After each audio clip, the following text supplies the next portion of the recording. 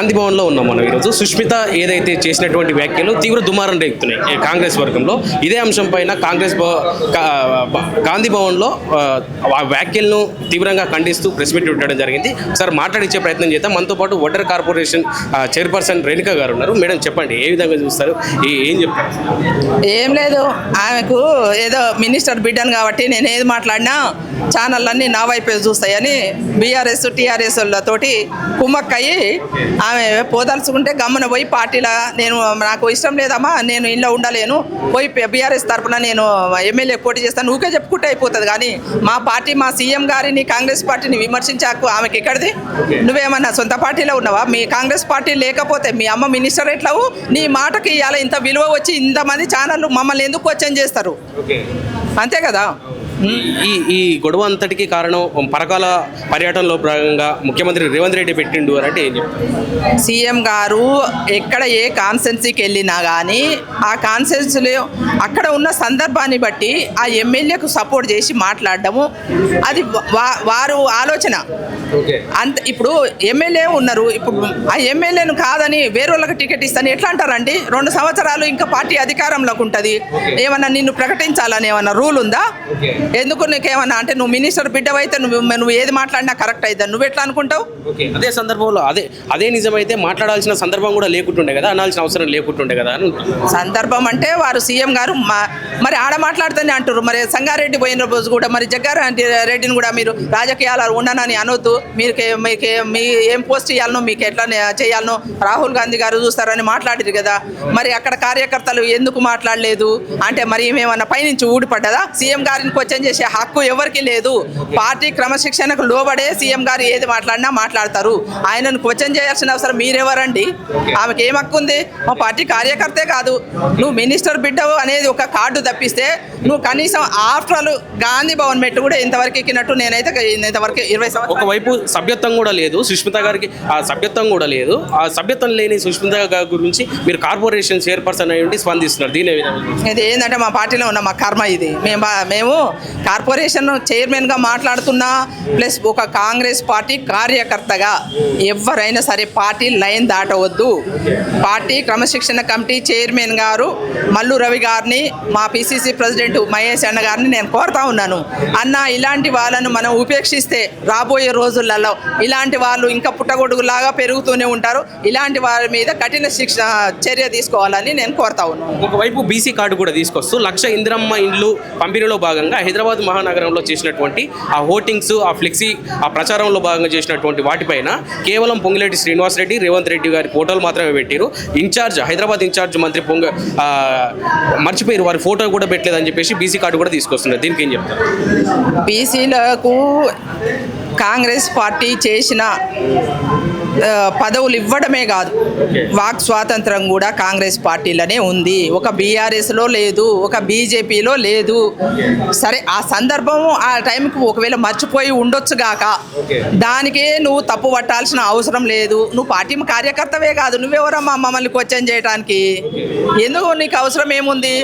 నువ్వు హైదరాబాద్లో ఇండ్ల గురించి మాట్లాడుతున్నావమ్మా, నీ కాన్స్టిట్యున్సీలో నీకు అసలు ఎన్ని ఇండ్లు కావాలా, నీ కార్యకర్తలకు ఏం కావాలా, నువ్వు నెక్స్ట్ ఎమ్మెల్యే కావాలనుకున్న దానివి పార్టీ కార్యకర్తలకు ఏం కావాలనో, పార్టీ పరంగా వచ్చే లబ్ధి ఏందో వస్తున్నాయో వాళ్ళకు చేరతలేవో, కార్డులు వస్తున్నాయా, లేకపోతే వీళ్ళకి సన్న బియ్యం వస్తున్నాయా, హాస్టల్లో పిల్లలకు ఫుడ్ మంచిగా ఉంటుందా, స్కాలర్షిప్ పెరిగింది, అవి సరిగా అందుతున్నాయా, ఇవన్నీ చూసుకోమ్మా. నువ్వు రాజకీయ నాయకురాలు ఎదగాలంటే కాన్స్టెన్సీ నీకు ఉందని చెప్పుకుంటున్నావు కదా, అక్కడ ఉన్న కాన్స్టెన్సీలో ఉన్న కార్యకర్తల గురించి మాట్లాడు, వాళ్ళ బాగోగులు చూడు, నువ్వు పెన్షన్లు ఇవన్నీ చేసుకుంటే నువ్వు నాయకురాలుగా ఎదుగుతావు. కానీ నువ్వు హైదరాబాద్ గురించి నీకెందుకమ్మా? నువ్వేమైనా హైదరాబాద్లో ఏమన్నా ఉద్ధరించడానికి పుట్టినవా? లేకపోతే హైదరాబాద్ ఏమన్నా నీ అయ్య సొత్తా, లేకపోతే నీ అమ్మ సొత్తా, లేకపోతే తెలంగాణ రాష్ట్రం మీ సొంతమా, పారకాల మీ అయ్య సొత్తా, అమ్మ సొత్తా? ఈ వారసత్వ రాజకీయాలు రావడానికి ఏంది ఇది? ఏమన్నా కేసీఆర్ లాగా నువ్వు ఏమన్నా నియంతలాగా నువ్వు ప్రవర్తిస్తే ఈడ ఎవరన్నా భయపడతారని అనుకుంటున్నావా?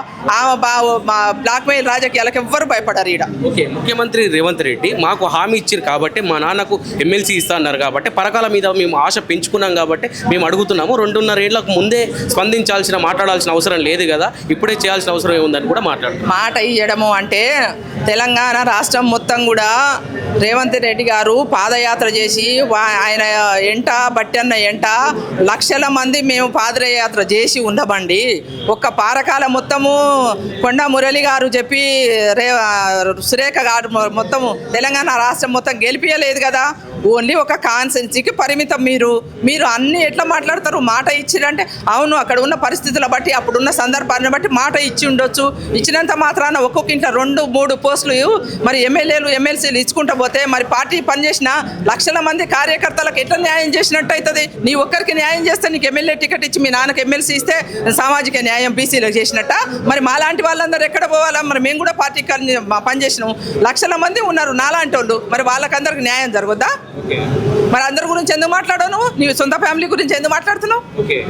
రేవంత్ రెడ్డి పీసీసీ కావడానికి, ముఖ్యమంత్రి కావడానికి కార్లు ఎక్కించుకొని తిరిగినటువంటి కార్యకర్తలను కానీ లీడర్లను కానీ పట్టించుకోవట్లేదు. కనీసం అపాయింట్మెంట్ కూడా ఇచ్చే దాఖలాలు కూడా లేవంటే కూడా వ్యాఖ్యలు చేశారు. దీనిపైన ఏం చెప్తారు? ఇది అంతా అబద్ధం అండి.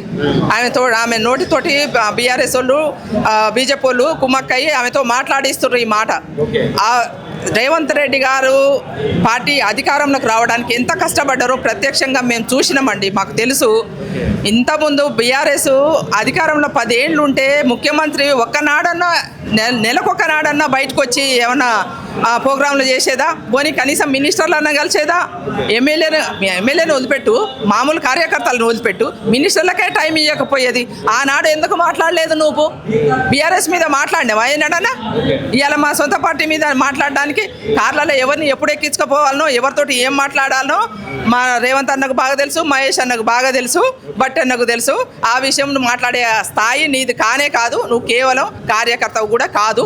నీ మాట కేవలం మీ అమ్మ మినిస్టర్ కాబట్టి నీ మాటకు వాల్యూ ఉంది తప్పితే అంతకు మించి ఏమి లేదు. జీరో, పెద్ద జీరో ఆమె. ఫైనల్గా నేను మాట్లాడుతున్నటువంటి ఈ మాటలపైన స్పందిస్తే గనక ఖచ్చితంగా మళ్ళీ నేను సోమాజిగూడ ప్రెస్ క్లబ్లో ప్రెస్ మీట్ పెట్టి ఒక్కొక్కరి భాగవతం చూస్తా అంటూ కూడా చెప్పడం జరిగింది. దీనిపైన నేను ఇప్పుడే చెప్తున్నా, అదే ఎవరెవరి భాగవతం ఏం బాగా పెడుతుందో, నీ కాడ ఏం రిపోర్ట్ ఉందో చెల్లా, నేనే వస్తా.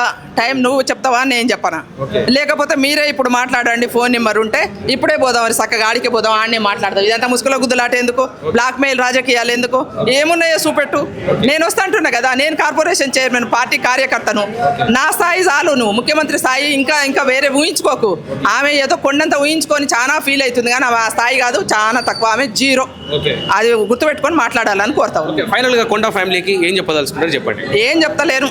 కొండా మురళన్న, కొండా సురేఖ అక్కను ఒకటే చెప్తున్నా, మీ ఫ్యామిలీలో ఏమన్నా గొడవలు ఉంటే మీరు ఫ్యామిలీ వరకే చూసుకొని ఊరు మీద అచ్చొచ్చిన ఆంబోతులాగా వదిలిపెట్టకండి. అందున ఇంకా ముఖ్యంగా పార్టీ మీద, సీఎం గారి మీద మాట్లాడే అర్హత లేదు ఆమెకు. ఆమెను తీసుకుపోయి ఫస్ట్ ఏదైనా మెంటల్ హాస్పిటల్లో చేర్పిస్తారా, లేకపోతే ఫస్ట్ హాస్పిటల్లో చూపించండి. ఫస్ట్ స్టేషన్లో ఉండి చెల్లె మాట్లాడుతుంది, మంచి డాక్టర్ చూపించి ఆమె ట్రీట్మెంట్ ఇప్పించాలని కోరుతా ఉన్నాను.